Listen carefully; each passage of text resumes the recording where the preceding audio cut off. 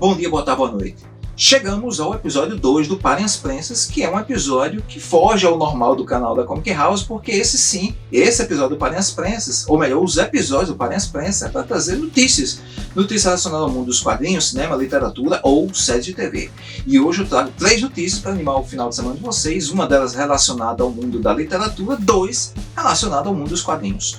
Mas antes de eu trazer essas notícias para vocês, eu vou pensar que vocês façam algumas coisinhas de praxe por mim. Primeiro, curtam o vídeo, comentem, se inscrevam no canal e compartilhem o canal e os vídeos com os seus colegas de escola, de universidade, de trabalho, com a turma da rua, com a família, com todo mundo, porque só assim o canal da Comic House cresce e nós crescemos juntos nessa conversa semanal. Então, sem mais delongas, Parem as Prensas, episódio 2, trazendo logo de cara, como já falei, uma notícia envolvendo o mundo da literatura e é o livro Crimes Impossíveis, Crimes do Quarto Fechado, que é uma coletânea que está em campanha lá no Catarse, iniciativa da grande editora Bandeirola. Se você não conhece, procure conhecer o catálogo dessa editora, porque tem muita coisa legal. E não menos incrível também é a pessoa responsável por essa antologia, que é nada mais nada menos do que o Braulio Tavares, que é um desses caras que tem o superpoder de estar envolvido em várias artes, seja como tradutor, seja como organizador, seja como escritor, dramaturgo ou compositor, e conseguir fazer muita coisa legal de qualidade. Então recomendo demais você conhecer ao mesmo tempo a editora e procurar conhecer a obra do Braulio Tavares. Mas voltando ao livro, ele tem uma particularidade. O Crimes Impossíveis, Crimes do Quarto Fechado, ele traz para nós 10 contos do que é considerado o momento áureo da literatura detetivesca, ou seja, contos que são do final do século XIX até 1930. E os nomes não são tão assim que a gente possa dizer, não menos importantes, porque são nomes como, por exemplo, Shelley Le Fanu, Edgar Allan Poe ou Arthur Conan Doyle, 3 dos 10 nomes que abrilhantam para nós os contos que estão lá. E ele traz para nós essa perspectiva do Crimes Impossíveis, Crimes do Quarto Fechado, talvez eliminando 2 perguntas muito comuns na ideia de um crime. Quem cometeu e por que cometeu? Crimes Impossíveis, Crimes do Quarto Fechado, que é um termo, inclusive, que faz parte desse período da literatura detetivesca, ele traz para nós uma pergunta muito maior e é um grande enigma. Como ocorreu? Porque imagine só, se são crimes de quarto fechado, todos os crimes ocorrem dentro de um quarto fechado, em que não há a possibilidade de alguém ter entrado, e apenas lá presente estava a vítima. Como esse crime pode ter ocorrido? Como de repente alguém pode ter cometido esse crime e não estar presente e não ter deixado rastro algum. Então são contos que desafiam a nossa percepção, a nossa inteligência e, acima de tudo, aguçam o nosso senso detetivesco na busca de poder desvendar o mistério daqueles que, em alguns momentos, pode até a gente imaginar que tem um toque sobrenatural e às vezes não é tão sobrenatural como a gente imagina. Então fica a minha primeira dica, inclusive se você desejar botar esse livro na sua coleção, basta apenas você procurar o link para o Catarse, está na descrição do vídeo, é só você clicar nele, você vai direto para o Catarse e lá você escolhe qual das recompensas você quer, coopera e fica esperando o livro chegar na sua casa para você botá-lo lá, ler, reler e tentar aguçar assim, nos seus sensos detetivescos, certo?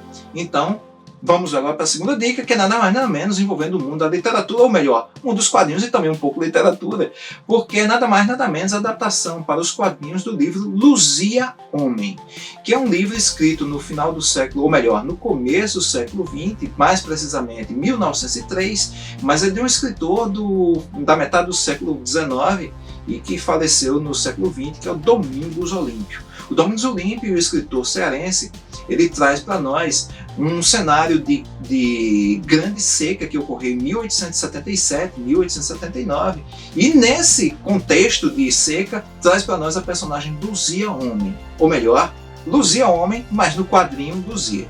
Porque o que ocorre é que a Luzia, chamada de Luzia Homem, ela é chamada dessa forma porque é a mulher que foge ao estereótipo da mulher. É uma mulher que tem braços fortes, tem um temperamento forte, é corajosa e, mais ainda, não abaixa a cabeça para desafio nenhum. Segue em frente, firme e forte, no que ela entende como a ideia de um desafio que deve ser vencido. Vencido seja na questão do clima, da seca, da ausência, da escassez, de um clima que às vezes desafia a própria vontade e a perseverança de cada um, e ao mesmo tempo na sua vida pessoal, com uma mãe que é doente, passando também por questão de assédio de um militar, e de como mesmo assim continua seguindo.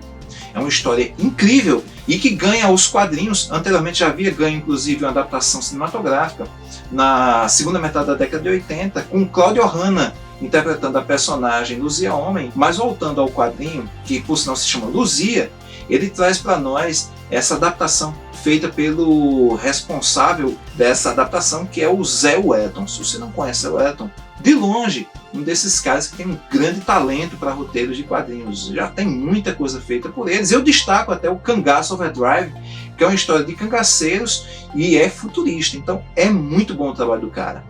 E, fugindo à ideia do roteiro e sim na ideia do desenho, Débora Santos, dando vida, ou melhor, imagem, ao texto do Zé Wellton adaptado do livro do Domingos Olímpio. E Débora, se você está vendo esse vídeo no momento de tarde, de longe, o seu trabalho é um dos trabalhos mais bonitos que eu já vi. E encerrando meu momento de tarde, não fique vermelha, porque o que a Débora faz é uma coisa incrível. Ela traz traços belíssimos, dá ao mesmo tempo aquela sensação de você se transportar para a história e você se transformar quase num personagem que lá está também. É um texto incrível, com desenhos incríveis, e que é um desses quadrinhos que merece você colocar na sua coleção, ler, reler, não só pela história de uma mulher, mas também por uma história de um ser humano que é capaz de sempre continuar firme e mesmo diante de qualquer obstáculo que possa estar à frente dele, permanecer cabeça erguida e com brilho nos olhos para seguir em frente.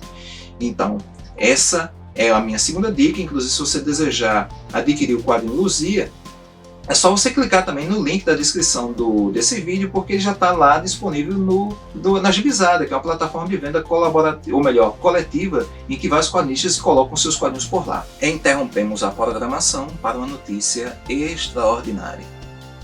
E é extraordinário mesmo, porque vejam só, acabo de conversar com o quadrinista José Aguiar e ele me confirmou uma notícia muito boa para alegrar o nosso final de semana.